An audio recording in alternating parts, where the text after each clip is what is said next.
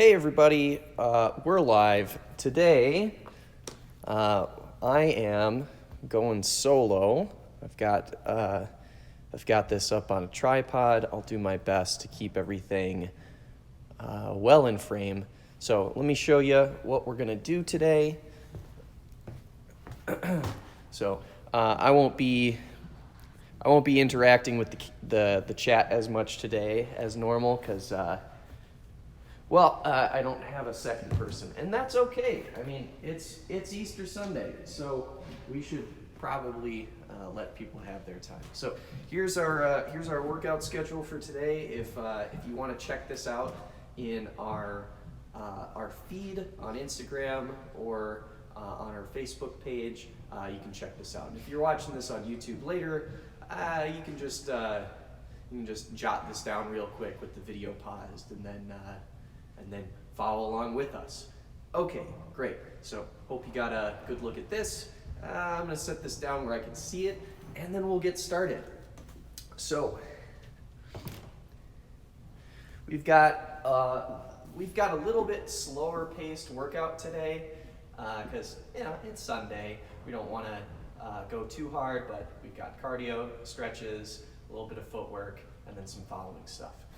Okay, so let's get started with a cardio. I've got 3 minutes on the timer. Each of these things on the list we're going to do for 2 or 3 minutes. Okay, so I'm going to do some running in place.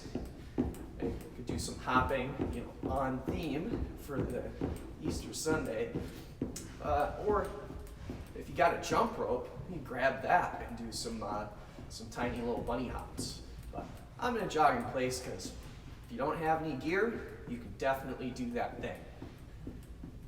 All right, so I know many of you might not be able to go and visit with family and friends that you would like to on this holiday. So, well, I'm glad that you're checking in and hanging out with us, even if you can't do that other thing. So it's good to see you. All right. Let's see, I'm trying to think what I have planned today. I think I'm gonna do a couple of phone calls with different family, check in, see how they're doing, and then after that, not so sure. All right, we're about halfway through our time for the cardio, and an important note about doing warm-up cardio. I don't think I've mentioned this yet in the last couple weeks, but you'll notice that when I'm doing cardio, I can usually still talk while I'm doing it. And whatever pace that you need to go where you can talk without completely running out of breath, that's ideal. So if you're doing cardio to improve your cardiovascular endurance, that's a little different. But for a warm-up, you should still be able to, talk at least a little bit without getting completely winded. So if you're going so slow that you're not struggling at all, maybe bring that pace up a little bit. But if you're going so fast that you're breathing really, really heavy and you couldn't carry on a casual conversation, slow it down a little bit. It's not a race. We're just waking our heart up, getting our blood moving, and getting ourselves ready to do a little stretching. All right, so we've got about 30 seconds left on the clock. So I'm gonna pick the pace up a little bit. And then you don't have to, if you don't want to, you can keep the pace the same. But I personally like picking that up just a little bit extra at the end to really get things going. All right, we've got about 15 seconds left, so I'm gonna pick the pace up even more. I'm gonna pretend like I can see the finish line, and I'm gonna start running towards that finish line. Get going, and time. Okay, so we're gonna start with a favorite of mine. We're gonna do some sweeps. So for those of you who are familiar, you're gonna have one leg straight, trailing leg is gonna bend, you're gonna hinge at the hips. So you're gonna pretend like this is all solid, This is all solid, and this is the only part that can bend. I come down, and that engages the stretch in the back of my leg here. So I'm going to go down, and then I come back up. And I do the same on the other side. So you can see it a little better this way, what this leg is doing, the leading leg. So I bend at the waist, I come down, and then I come back up. Cool. So we're about a minute down, so I'm going to do it a little quicker. But you can go nice and slow if you want to. You can spend a little time. You can linger down in this position if you want. You can go down and up to get a little bit more dynamic stretching movement. That's up to you.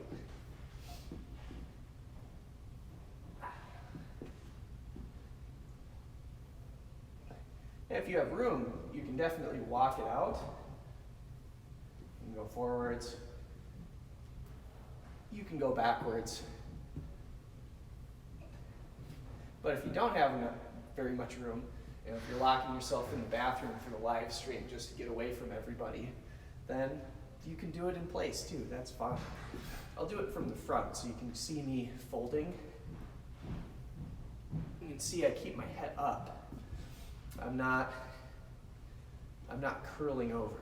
I'm keeping my shoulders elevated to make sure that this is stretching in my leg and it's not stretching, it's not moving my lower back while I do it.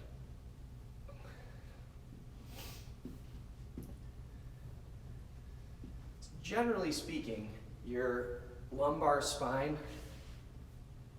that part right in the bottom, you generally don't want that to curve almost any time. Anytime you're putting load on your body, you want to keep that curved upright. You don't want it to curve over.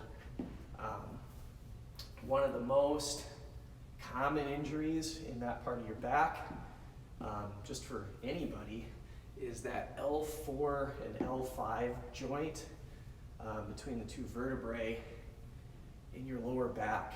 And that happens from people bending over in their lower back too much.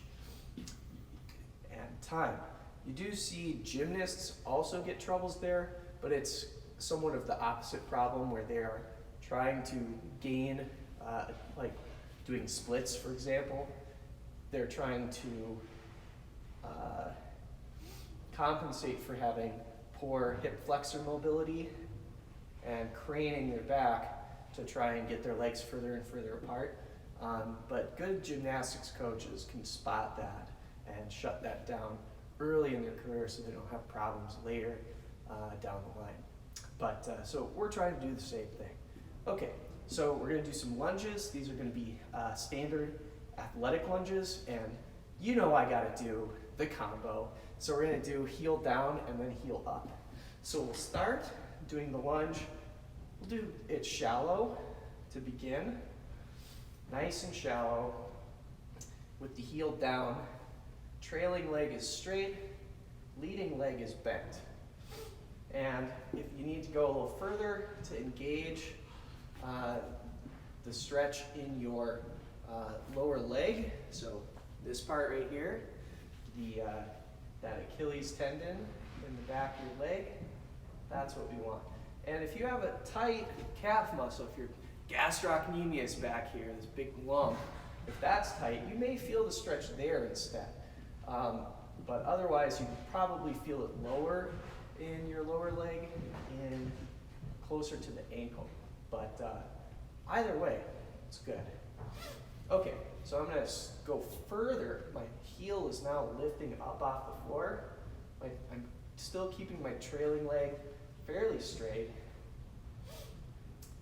And now, for me, I'm feeling this more in this quadricep head and in my hip flexor now, compared to earlier I was feeling it in my calf. Okay, and then I'm going to switch to the other side. So we'll go heel down first, calf stretch. Hips are, you can see my body is perpendicular to the direction I'm facing, so I'm not turned out like I would be in a fencing lunge. Fencing lunge, you're going to be more sideways. This, I'm keeping my hips right down the center. Okay, so now I'm going to let my heel come up, and that's going to shift the stretch into my quadricep and into my hip flexor here. If you're not feeling it in your hip flexor, you can go a little deeper, or you can apply more active pressure in the hips. If my hips are turned out, I'm not going to feel it the same way as if my hips are turned more center. So keep an eye on that while you do this stretch. Okay, got a little less than a minute, so we're going to go through two more. So go heel down for the calf, heel up for hip flexor. Good. And then the other side, heel down,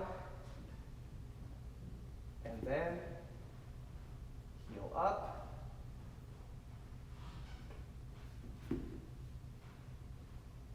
Good. If you need additional pressure for your hip flexor, let's say that unlike most fencers, you have great hip flexor mobility, you can drop your knee. I'll show you really quick. Our time is out for that stretch, but look, so you can drop the knee, and that will allow you to apply more pressure into that stretch if you need it. And if you don't worry about it. Dropping the knee may also get you some quadricep stretch in there too, depending on how tight your quads are. Mine are super tight, so I feel it, but you might not. Okay, so we're gonna move to number 4, which is doing what we call, open the gate and close the gate. So this is a hip stretch.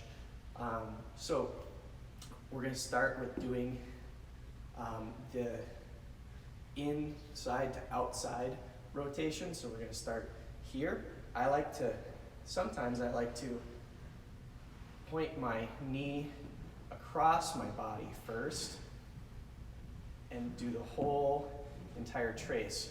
So I want to imagine I'm tracing a line around the outside of the opening of my hip joint with my leg.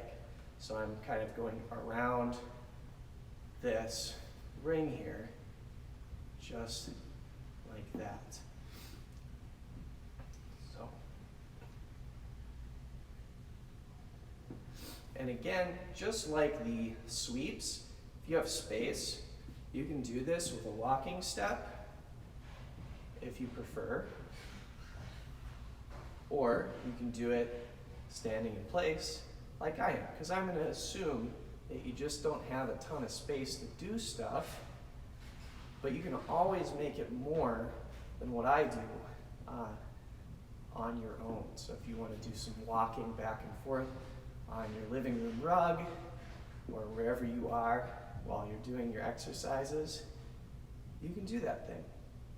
Okay, we're about halfway through, so we're going to switch to doing our rotation the other direction. So close the gate part of this exercise. So we're going to go out and then in. And it's important to control the movement the best that you can all the way through and control the hip position. So I don't want to be moving my hip around a lot. It feels like I'm doing a lot of stuff, but I'm not getting a lot of stretch. I'm going to keep the hips stable and trace around the outside of the hip joint. So I'm going to go around. Switch legs. You can see my foot is kind of in the center of my body when I'm balancing on one leg. That does help. So if you're trying to balance out here, it's going to be harder than if you let your hips stack on top of where your foot is while you do the movement.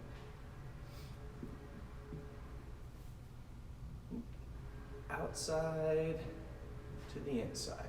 And if you want to do 2 on the same side, you can do that. You might find that you like that more. You can do 1 and then 2. It's up to you. Couple more. Got about 6 seconds left.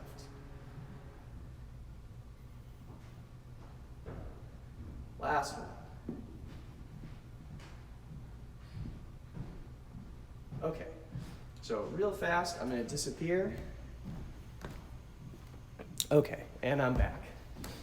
Sorry, I'm paranoid because last Sunday I tried to live stream like this on the tripod and who knows what happened, but the camera shut off or something. It's very sad. Put a lot of hard work into that live stream last week. Okay, it's time for us to do our quad stretch. So if you watched Sam's live stream the other day, you've already seen this, but if you missed it, you get to do it today. So what we're gonna do, we're gonna do like a bow stretch. So we're gonna grab onto our ankle right here. You see? We're not grabbing our toes. We don't want to grab on our feet or on our toes. We want to grab on our ankle. And so that allows you to move your ankle freely to help relieve any pressure that might be on your knee during the stretch. So you can tip your toes up to shorten this tendon on the front of your leg. Or if that feels fine, you can keep it neutral. I don't really recommend pointing your toe the other way. It doesn't really add a lot to it, but and you could try it if you wanted to. I'm using my other arm to help me balance. So once I'm here, the key thing, the most important thing, other than grabbing your ankle, is when I'm doing this stretch, I'm not pulling my foot towards my body. I'm pushing my foot away from my body. You see that? So here's the arrow, here's the bow. So we're going to turn ourselves into a bow and arrow. We're going to hold that for as long as you can. I'm balancing on top of my foot. And if you have a wall or a chair or something to help you balance, you can do that too. The one leg balancing requirement is not a thing that you need to worry about for this. I'll do this front facing so you can see on the other side. I'm about halfway through. So, up on my foot, knee is down towards the floor, pushing the foot back, away. And you can see my chest is up, so I'm not bending over. I'm staying strong and upright as I push this out. So I should feel like my back is arching this way. I'm not bending down. Staying strong and tall as I push things away. I've got my arrow, I've got my bow. Good, we've got about a minute left, so we'll do another round. So we'll go stretch, reaching out, keeping tall in the body, knee is pointing at the floor, and the other side. One more, so reach out. Oops, there we go. My hips are staying relatively square. I'm not rotating. I'm keeping everything on the front. Reaching out with both hands. This hand goes this way, other hand goes the other way. All right, and time. Okay, so we're gonna do some fencing lunges, but we're gonna do them more in a stretching way than in a athletic way. So we're gonna work on our groin flexibility and other kind of problem spots in our lunge, because no one starts off with a super huge, beautiful fencing lunge. You gotta work up to it. I know there's a couple people at the fencing club who have real nice long lunges, and they worked hard to get there. So we're gonna do the same thing here. So we're gonna start in a relatively normal on guard, and I'm gonna scoot back so you can kind of occupy more of the frame with the lunge. So I'm going to step out. You can see I'm going about 1 foot length at a time. And as we get deeper, that's going to shorten down. So it's going to be kind of like an inverse exponential function. As we go deeper, you're going to scoot out less and less and less until you are stretched way, way out. So I like putting my arms out for this because it helps me feel like I'm balanced, and it lets me know if I'm leaning over one way or the other, which we will do, but for now we want to be centered. My back foot is on the floor as best as I can. I don't want to be surfing on the edge of my foot. I want my foot to be down. If ankle mobility is the limiting factor here, you'll have to work on that a little bit on your own. So shoot me a message if you need ankle mobility stuff, and I'll see what I can put together. I got a couple of things we can help with. All right, great. And we're gonna come out, and then we're gonna shake our legs out. It's important to give yourself a little bit of rest. We don't have to hold a lunge for 3 minutes straight. And we'll start again. This time we're gonna mix in a little bit of movement of the torso. So first, we're gonna get into our nice deep lunge. We're gonna go down to the front. So we go like this. And then we're gonna go up this. Those of you who have taken a couple yoga classes, this is gonna feel pretty familiar to you. And that's because it's yoga. If you have an opportunity to do a little bit of yoga while you were stuck at home, highly recommend checking it out. If you need a recommendation, be happy to send you one. But otherwise, if you know some yoga, do it. Yoga's great for you, especially for being flexible and keep a lot of those little tiny muscles right next to your bones. Yoga's really great for helping those stabilizers get strong. Okay, so we're gonna go a little deeper and hold. And then if you want, you can add to yoga things. I'm just gonna hold this as is for a little bit. Let's see if I can go. There we go, nice and deep.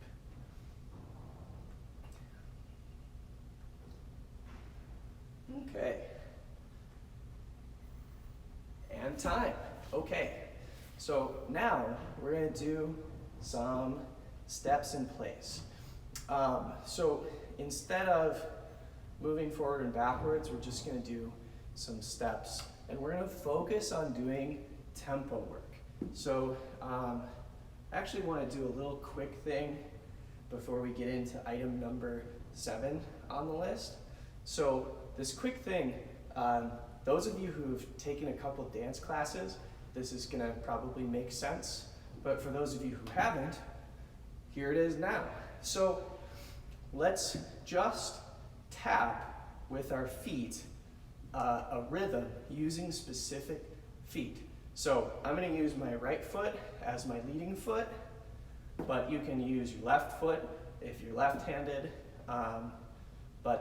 So keep in mind, you want to use your leading foot to start. So we're going to go right, left. Okay, so we go 1, 2.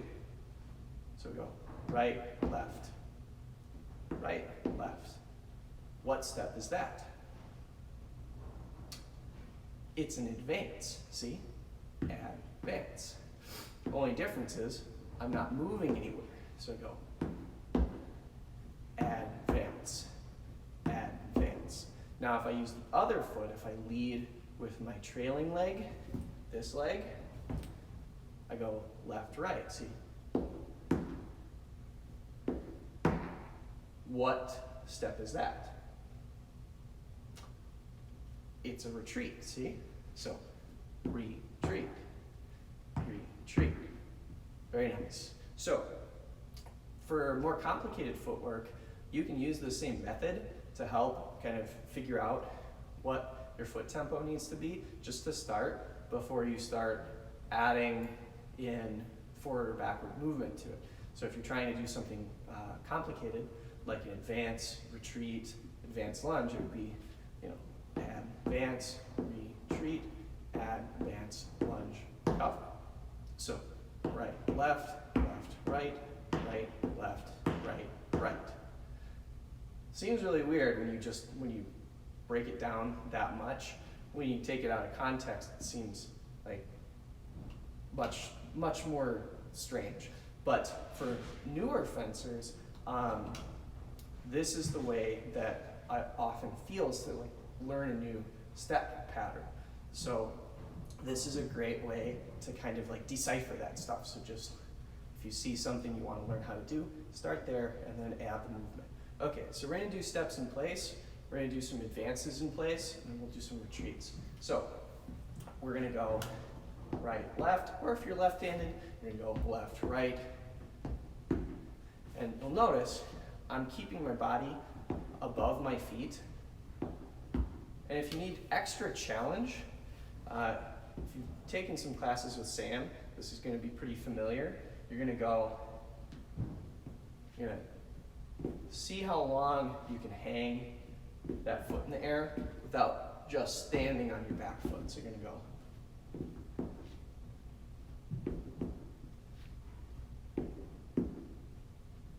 And my torso is moving a little bit. It's impossible to keep completely still, but you want to limit that the best you can. All right, let's keep going. So, advance.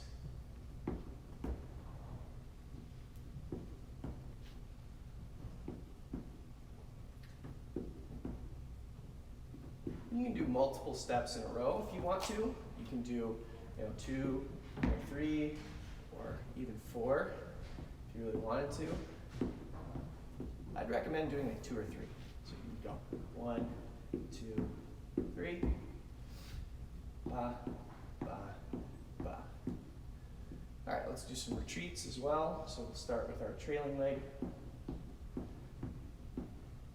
So 1, 2. 1, 2, 1, 2, 1, 2, 1, 2, 1, 2.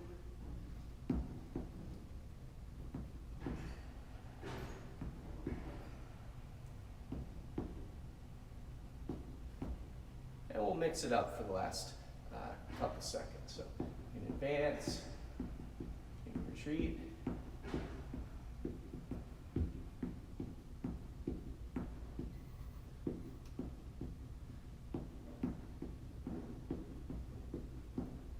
Okay, and time.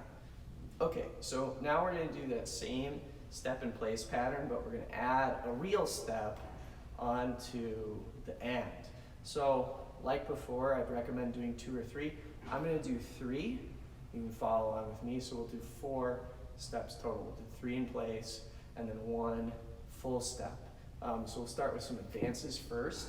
So we'll go, leading with our leading leg. 1, 2, 3, step. And then if you don't have a lot of space, you can do it with a retreat after. So you can start with your trailing leg. You go 1, 2, 3, step. And for extra challenge, you want to see how long you can kind of hang in that step without standing on your leg. So you go 1, 2, 3, slow step. 1, 2, 3. See how long I can stretch that out? 1, 2, 3. Being able to go slowly into a step is really critical sometimes for beginning a complicated action when you are fencing. If you always have to go fast because it's the only kind of steps you can do, you're limited in what sort of stuff you set up. Go watch some really high-level fencers fence. Most of the time, especially in foil and saber, when the fencer is on the march, or more often in epee, in either position, offense or counter offense, you'll see tons of slow, measured stuff. Only the final action tends to be fast. The exception to this in saber is when you're coming into the center when the referee says fence. Ready, fence, you have to take control of the center.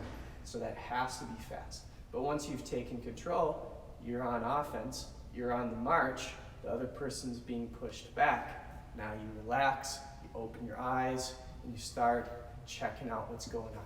All right, let's do a couple more.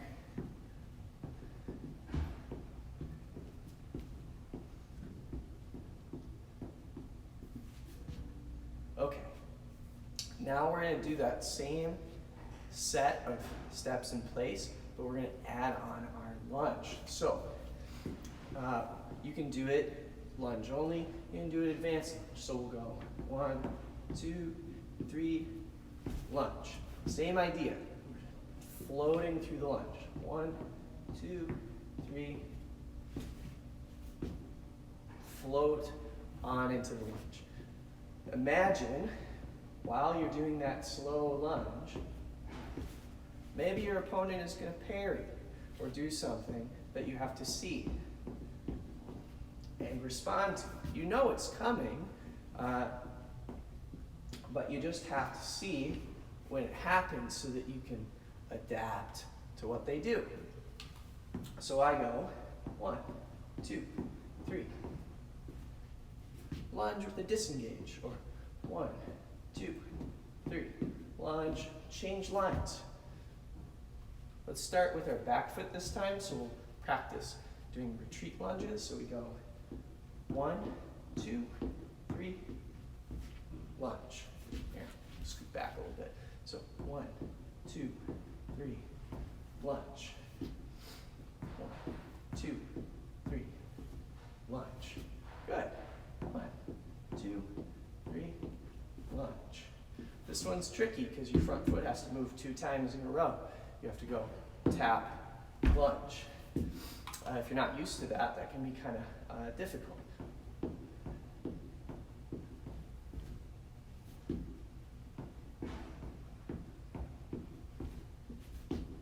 If you're skipping that tap, if you're going 1, lunge, sometimes that's good, but in this case, we want to finish that last part. So 1 and 2 and 3 and 4. We want to make sure we don't skip that last part. Sometimes you won't be able to step back and then immediately lunge. Sometimes you'll have to carry your inertia back, stabilize, then go. Okay, so now we're going to do some direction changes. So even if you have a small space, you probably have enough space to do at least 2 or 3 steps in a row. At least I'm assuming. If that's not true, tell me so that we can work on that. But so we're going to do 2 advances and 1 retreat. So, and then we'll also do 2 retreats, 1 advance. So I listed these things separate, but we're going to do them together. So let's begin. So we're going to go 1, 2, 3, and then if you want to, after doing 1 or 2 sets, you can start going backwards. So I'm going to go forwards again. So I'll go 1, 2, 3, 1, 2, 3. And if you have a really tiny space, you can do smaller advances and a bigger retreat. Hey, look, I'm back at the same spot every single time. And if you have more space, you can do steps that are more the same.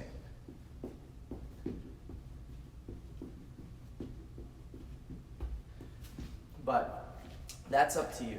So I'm going to face this way so that I'm not drifting out of frame while I do this. So in, out, in, out. If you have a lot of space, you can do this a while and maybe just turn around and then continue.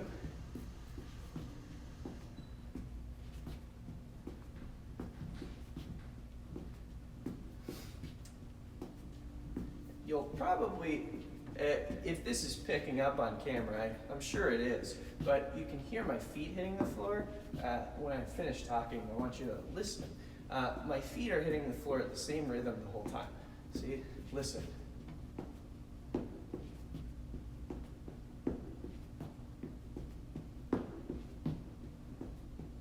Can you hear that? Now, sure, you can play around with the tempo on your own, do some slow and some fast, but being able to consistently stay moving is really important. All right, we'll go backwards now, so doing retreats instead. So go back, back, forward, out, out, in, retreat, retreat, advance. I'll do it this way.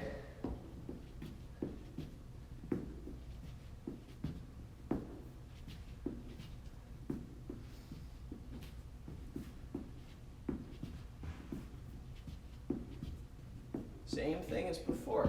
Listen to the tempo. 1, 2, 3. 1, 2, 3.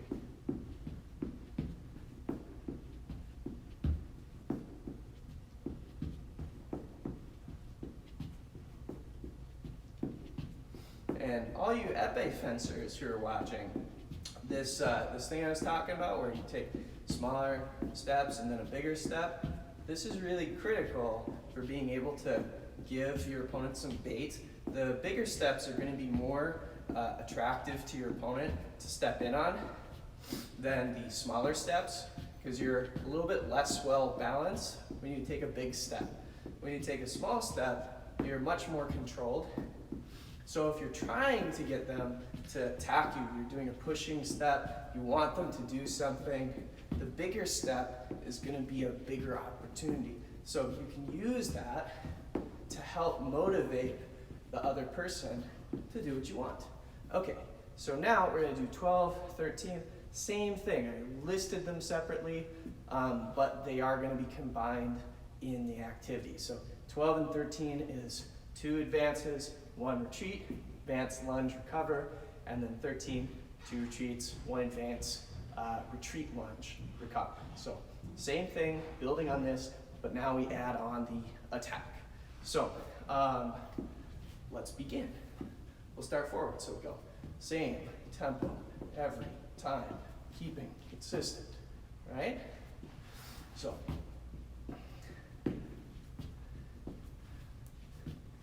and if you want to be really good, your lunge and recover are going to be 1 footfall. So it's tempting to go 1, 2, 3, 4, 5, 6, but the best way is to do it 1, 2, 3, 4, 5, and. So doing it as the lunge and the recover as a step together, rather than 2 separate steps. All right, we'll keep going.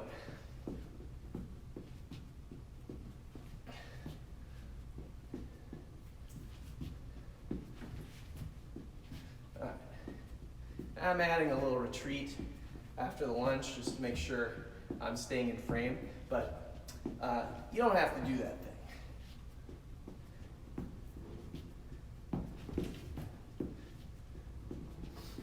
But if you want to, you sure can.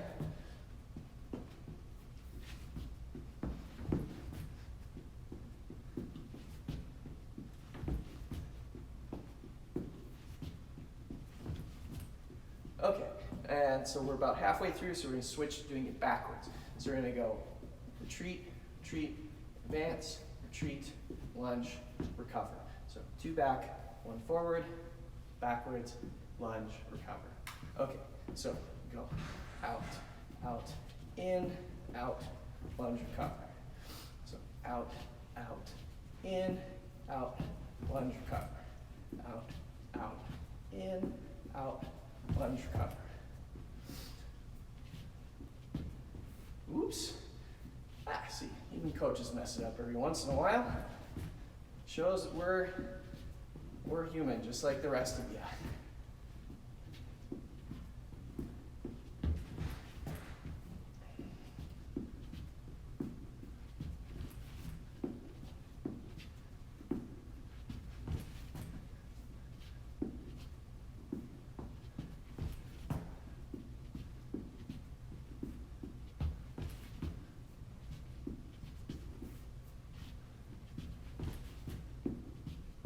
almost there.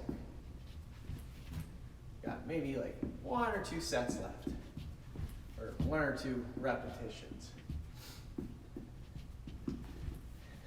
Okay, time. So now we're going to do some following drills. So we'll do this for the last couple minutes and then we'll wrap up. So the first following drill is actually not on the list, but that's okay. 14 has 2 options. We're going to do the first option on its own, the second option on its own. Then we'll bring it together, and then we'll do 15, and we'll do the third option as we go. An important note that every option that you add to a choice drill like this is a significant increase in difficulty. So going from 2 options to 3 options is not 50% harder than before. It's much, much more hard than that. So if you're a little bit more of a newcomer for the third option drill, you can ignore that third option, just focus on the 2 that we're working on here. Okay, let's get started.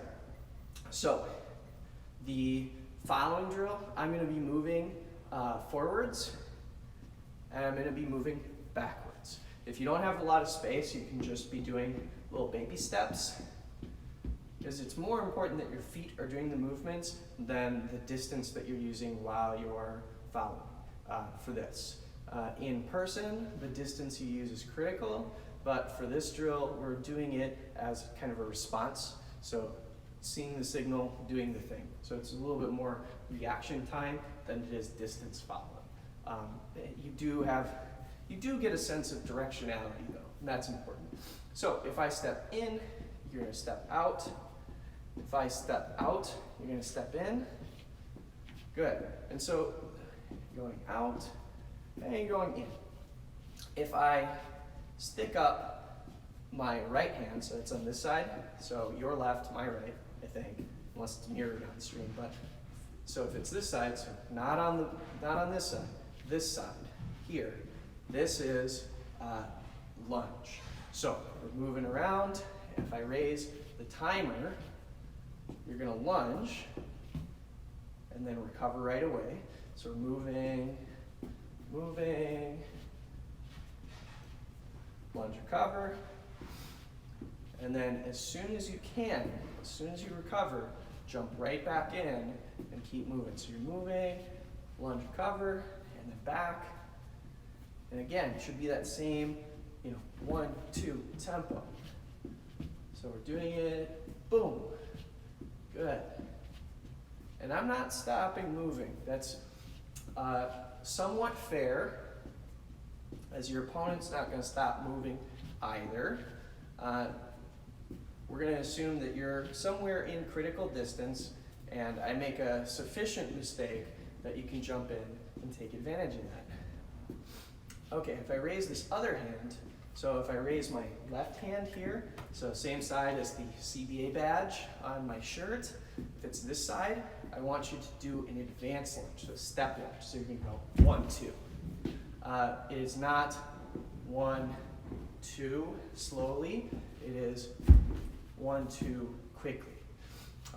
Okay, let's continue. So we're moving, and if I raise my empty hand on this side, so your right, my left, boom, advanced lunge. I'm going to stop for that, at least for 1 step worth of time, so that you have time to kind of recover before we get going again. So, ba, ba, and we're back. Ba, good. That was just a lunge. Ba, ba, advanced lunge, good, good. Ba, just a lunge, good. Moving, ba, good. And if you're in the middle of a step, you just put your foot down in that step and then just start the lunge or the advanced lunge. So you don't have to try and stop midair to do the lunge. You can put your foot down first. Ba, good. So in and out. Ba, ba, advanced lunge. Good. Ba, ba, good. Nice advanced lunge. Way to go. Bah. Good. Nice quick lunge. That's what we like to see. Bah. Good. Bah. Moving in. Bah. Bah. Okay. So for the last minute or two, we're going to do the third option. So again, if you're a newcomer and you're not used to doing this, when we do the third option, you don't worry about it. So the third option is if I put both hands in the air. So ears up, hands up. So if you see all this, you're going to do a retreat lunge. So you're going to back up, then hit. So instead of chasing after me, you're going to avoid something I'm doing, then go hit. So let's test that real quick. So we're moving. So you're moving back, you're moving forwards, you're moving back, moving forwards, retreat lunge. Good. Forwards, backwards. Forwards, backwards, retreat lunge. Good. And the tempo should be very similar to the advanced lunge. It should be ba, ba, just ba, ba, not slow. I mean, it doesn't have to be big. Ooh, ears are coming off. There we go. How's my hair? And ba, ba. All right, good. So now we're going to mix it up. We're going to do all three things. So sometimes you will lunge. Sometimes you will advance lunge. Sometimes you will retreat lunge. So here we go. You're moving in, and you're moving out. You're moving back. Moving forwards, and moving backwards. Lunge. Good.